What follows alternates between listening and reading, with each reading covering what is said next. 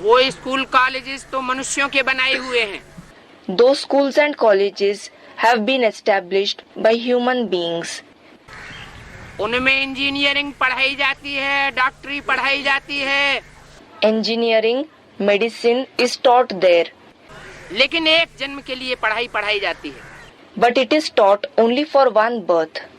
यह supreme soul बाप तो आकर के एक ही जन्म में अनेक जन्मों की राजाई का वर्षा देते हैं। This Supreme Soul Father comes and gives the inheritance of the kingship of many births in only one birth. वह राजाई कोई मनुष्य मात्र नहीं दे सकता। No human being can give that kingship.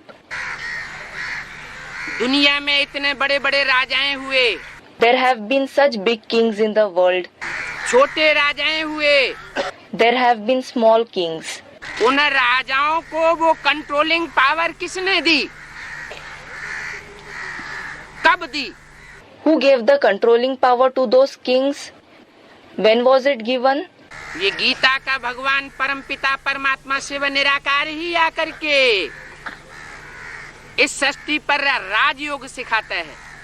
It is God of the Gita, the incorporeal Supreme Father, Supreme Soul Shiv, who comes and teaches Rajyog in this world. जिस राजयोग से अनेक जन्मों की राजाई प्राप्त होती है।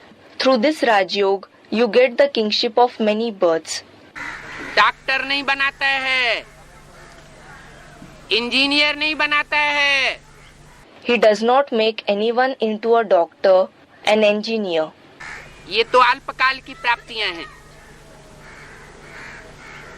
जिस्मानी प्राप्तियां हैं। These are temporary achievements, physical achievements.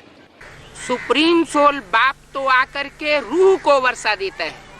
The Supreme Soul Father comes and gives the inheritance to the soul. रूहानी वारसदार बनाता है, रूहानी वर्षा है आत्मा की शक्ति। He makes them spiritual heirs. The spiritual inheritance is the power of the soul. सर्वशक्तिवान बाप आकर के आत्माओं में इतनी शक्ति भरता है। The Almighty Father comes and feels such power in the souls कि एक ही जन्म में अनेकों जन्मों की राजाई की शूटिंग, रिहर्सल इस पुरुषोत्तम संगम युग में आकर करता है।